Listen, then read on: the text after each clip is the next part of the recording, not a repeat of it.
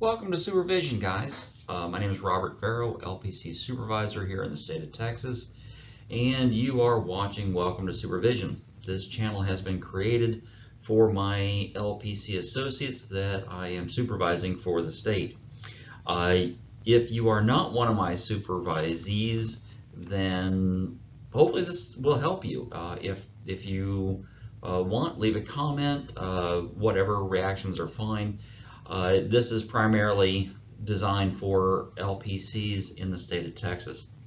And as you can tell, the image that's in front of you, we're looking this session at license renewing and CEUs. This is a common question that we're going to run into as an LPC supervising situation, because I remember when I was an intern years and years ago, that it was like, hey, how do I find out about these things? How do I get them? How do they? And what I was told was, don't worry, they will find you, which is partially the case.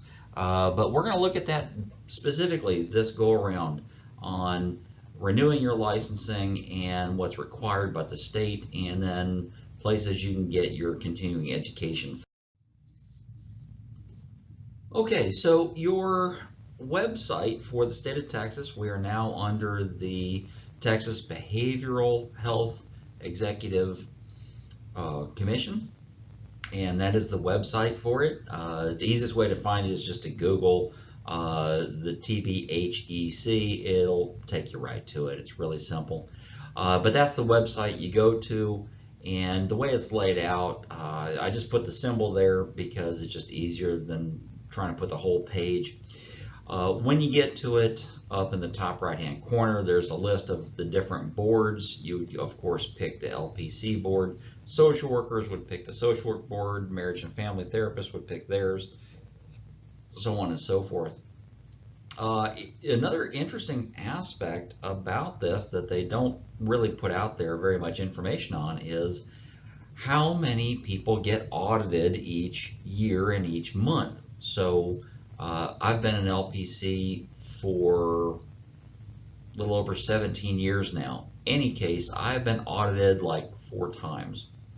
And the way that happens is, no, not 4 times, that'd be way too many. I think maybe 3. Any case, every month they do a raffle on 5% of everybody that has to renew in that month. So your renewals would be based upon your date of birth and the last day of that month. So if your date of birth was December, then on December 31st of your year that you have to be done, either it's going to be an odd or an even year, then you are amongst that 100% pile. Out of that, 5% is going to be chosen. Now, if you tell them you've done some crazy number of CEUs, don't be surprised if they come back and say, prove it. We're going to audit you. That has happened to me. And we now have also the jurisprudence exam. That one's been around for several years now.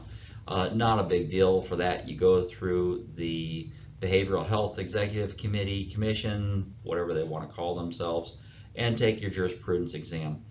It is a 40-question, no-fail exam. You pay the state $40. You go through. It's a good opportunity to learn. Now, the beautiful thing is you do also get 1 hour of CEU under the ethics category for Texas. And we're going to come back to that part in just a little bit. But you do have to do that every renewal. And we also have to have, for every renewal, human trafficking training. For that, you can go through the Health and Human Service website. It's posted right there for you. By all means, go to that website. They have a list of different organizations. Now, you'll notice the imagery here is that of little girls. Sad to say, one of the primary targeted culture groups is out of Vietnam. They're members of the Hmong tribe, and they are commonly abandoned because they are an outcast society within that part of the world. And a lot of those girls get smuggled into Laos, Cambodia, China, and then filtered out into the rest of the world. They are technically Vietnamese citizens, even though they are not a part of Vietnamese regular society and culture. They are extremely poor, and so they do get trafficked out a lot. As a part of that training, you'll hear about a lot of other groups and how to spot them. This is probably, in my opinion, the best training you're going to find on that topic. Just go through those websites. There's several of them out there that are really good, but this is a big issue in the world. So let's take a minute and look at what exactly is required of you every 2 years. You must complete 24 CEU hours every 2-year period. That averages out to 1 credit per month. Some things you have to have. You have to have 4 hours of ethics, 2 of which must be related to the state of Texas. The jurisprudence exam counts for 1 hour, so if you can pick up an hour anywhere else related to the state of Texas, then you've got it made.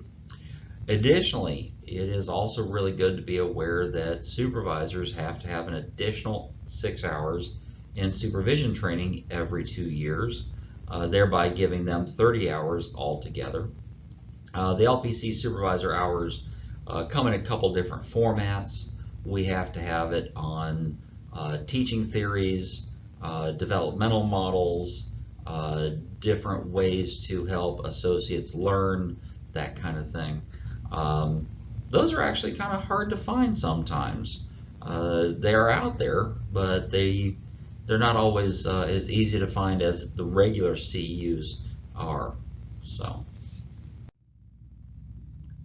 now then, speaking of regular CEUs, there's a couple things you really want to be careful of. Not all continuing education classes are going to be acceptable by the state of Texas, meaning you may take some hours and go to hand them in only to find out that they don't meet the state of Texas's requirements. So in order to make sure that your credits are accreditable, they're good, you want to check to see if they have one of these 2 accepted formats. Now, I believe there's a couple others, but I know for a fact these 2 are accepted by the state of Texas. That would be the NBCC accreditation or the APA, the American Psychological Association's accrediting board. Completely acceptable in the state of Texas. Even though we are not psychologists, that one still works for us. The National Board of Certified Counselors that most of you took your exam through, the NCE, that's who puts that on. So the NBCC's accreditation is equally acceptable and good. Now you can also fall under the category of the ones for the social work. Theirs is going to be acceptable pretty much anywhere in the nation as well.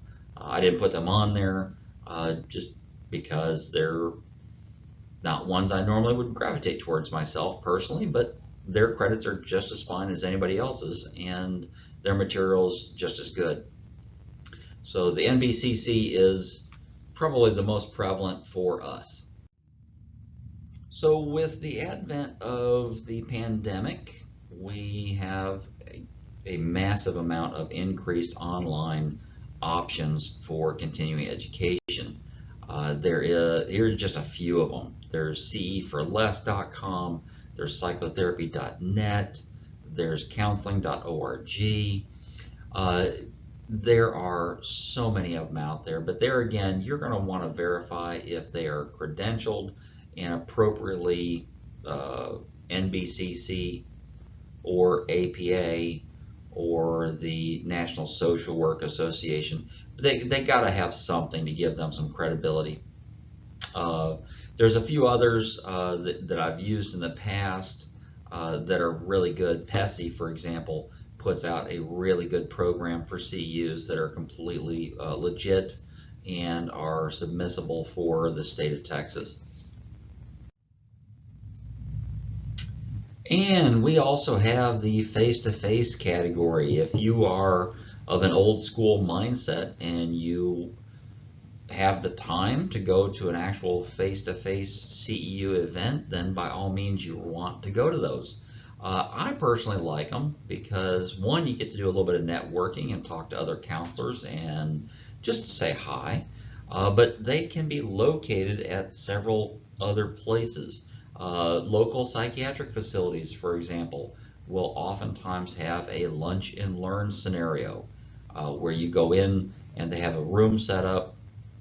You pay them anywhere from $5 to $10. You get a little box lunch, which is usually like a sandwich and a bag of chips. And then you get to listen to a 1-hour lecture on some topic.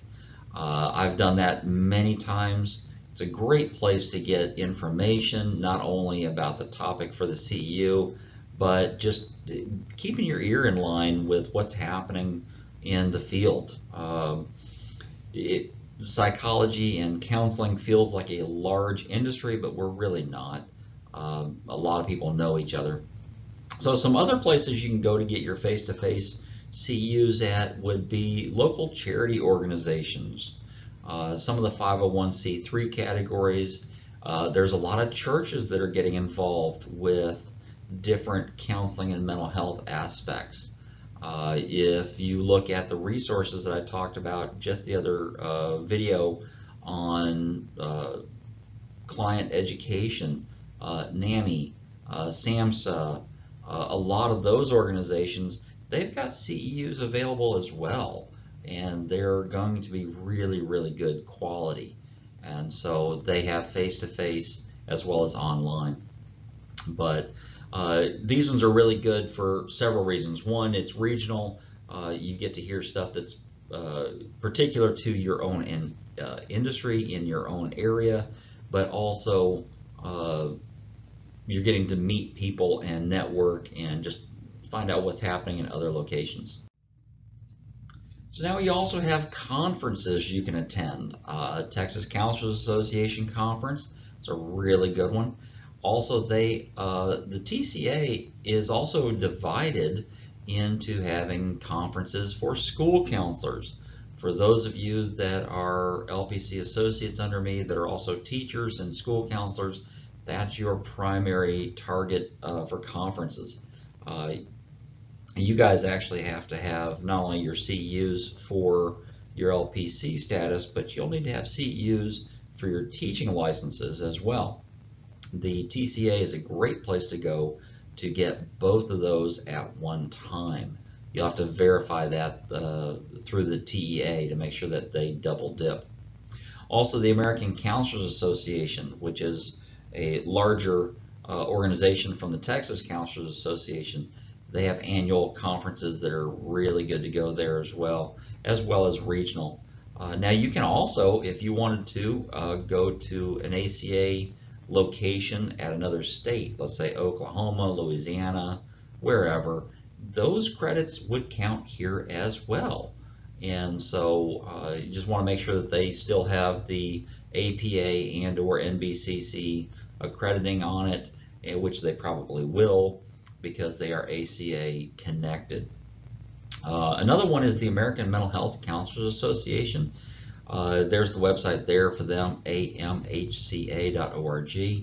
Great organization. They have some online as well, but they have an interesting clinical aspect that they look at for rehabilitation counseling as well as some other things. Now, if you're looking for kind of broadening your horizons and want to do some vacation travel time and knock out a conference somewhere else, go to the NBCC list of opportunities. It changes every month. So that website where it says calendar events PDF, they change it on the first of each month. So you're going to find out what's happening. You can look at a couple months ahead, I believe. The last time I looked at that, it was kind of interesting because other states have their conferences at different times. And so those ones are almost guaranteed to be acceptable because it's their personal list of CEs that they have. Some of the states don't have them every month, of course, but there's always some interesting opportunities there. So you want to look at that. Travel is a fun way to get your CEUs and have vacation time for self-care purposes. Now then, I have also talked to many of you about your theory and your theory orientations. If you want to get CEs specific to a theory, trust me, it's out there. You can find it. Here's just a couple examples. If you're wanting some specific cognitive behavioral therapy training, by all means, go to that one. The National Association for Cognitive Behavioral Therapists puts on an annual training. This year it's online. Last couple of years has been for them. There's also EMDR, so the emdra.org. That training is outstanding. If you're wanting to get into the eye movement desensitization training and that aspect, then by all means check them out. Emotional focus therapies. This one here is a little more open. This year they're actually having it in England, I believe. I'll have to double check that one. I was looking at it just the other day. But that one does move around a little bit, and so if you're wanting to travel outside the US, then by all means you could consider going to an emotionally focused therapy conference in another country, in fact. I personally would love to do something like that because I think it'd be a blast to meet up with counselors in another country where we all do the same thing, but we're coming from different backgrounds. But seriously though, you have the opportunities to find CEs through your theories, there's all kinds of stuff. And conferences, great place to go to just bump elbows with some of the nations and some of the world's best trainers and instructors and just the guys that do the research on a lot of what we run into. That's where you're going to find them. All right, so let's talk specialties for a moment. One of the areas that I have been involved in is with the first set here, sex and forensics. I personally am a member of ATSA, and this year I won't be able to attend their national conference. It's going to be over in Los Angeles, and it's happening at a time frame I just can't go. But I do attend annually the CSOC conference, that is the certification for sex offender treatment providers, and fascinating information. Now the nice thing about that one, I can talk about that one directly. We walk away from CSOT every year with 18 CEUs after a 3-day conference. And out of those 18, you're going to walk away with at least 3 hours of ethics. And that's annually. Every year we do that. ATSA, very, very similar. I think that one comes away with anywhere between 15 and 20 CEUs, depending on which breakout sessions you go to. The National Forensic Counselor Organization, they put on an annual conference. There again, really top-notch material. You're going to be hearing information from some of the world's leading experts on the nexus cross over between mental health and the law. Anytime you have a forensic quality to your specialty, then you're going to have a mixture of information about legal aspects with regards to the counseling industry. And frankly, it's fascinating material. So if you've never been to one of those, by all means, you're going to want to go. I've been to several forensic counselor conferences and sessions, getting to talk to FBI specialists, getting to listen to and then rub elbows and talk with some of the Canadian mounted police forensic specialists that are PhDs in psychology, and they have worked with some of the world's most intriguing clients. I'll word it that way. Okay, also addictions. For those of you that are really enjoying the addiction world of things, then you're going to want to look at NADAC, the North American Association for Addiction Professionals. LCDCs, they go to this one. I went to NADAC conference that occurs here in the Houston area, in this region. I did that for about 3 years in a row. Excellent training, amazing people that come into that one as well.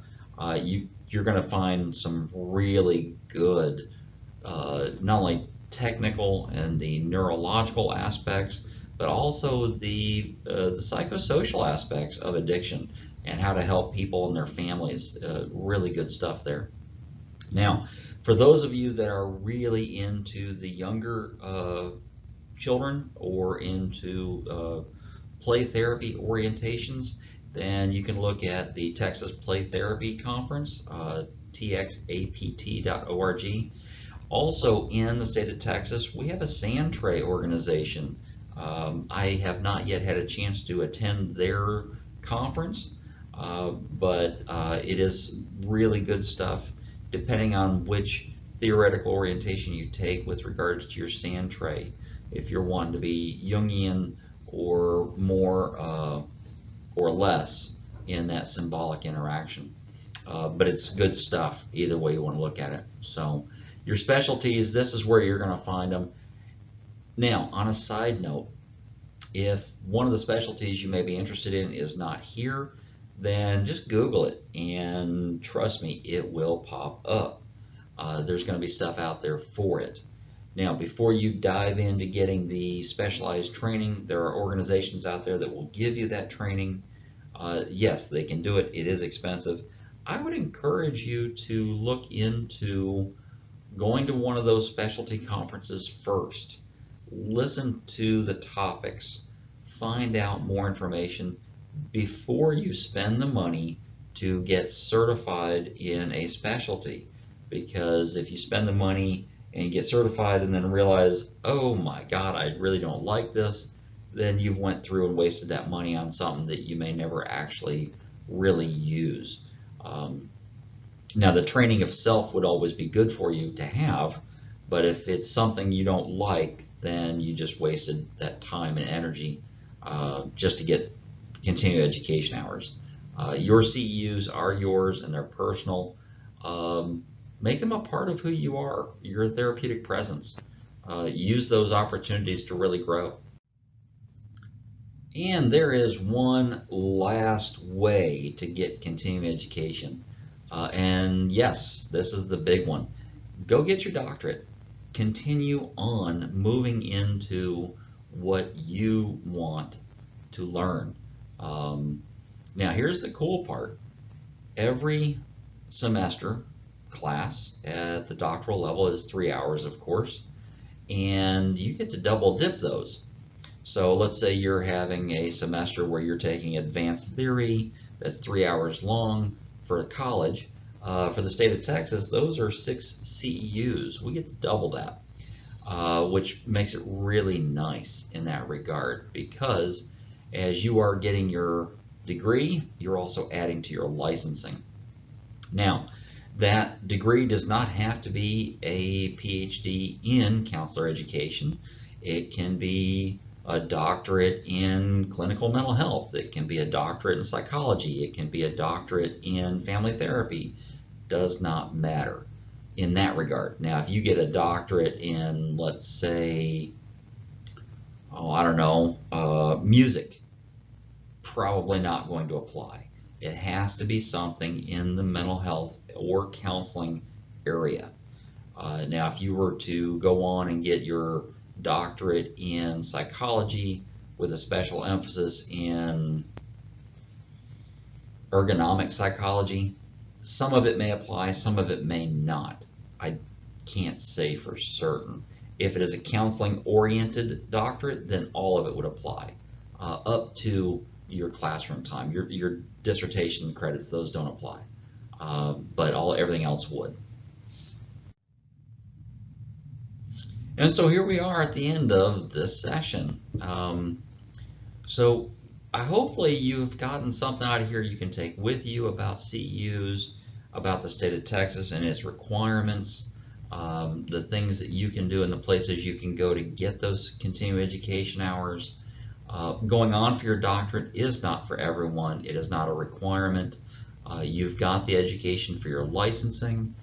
Going on for more education is really about just making yourself better, unless you plan on becoming a college professor or doing something of that sort. Now, if you want to change your licensing and move from LPC to clinical psychologist, by all means, you can do that as well. And those hours count towards having that other license. In any case, here again, as we're wrapping up, welcome to Supervision. And if you are one of my associates, I may have asked you to watch this one.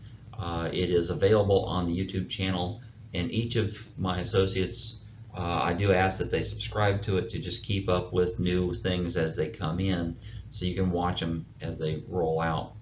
In any case, keep doing what you guys are doing. I will see you in group sessions for Supervision and our monthly face-to-face session where we can just cover material specific for you.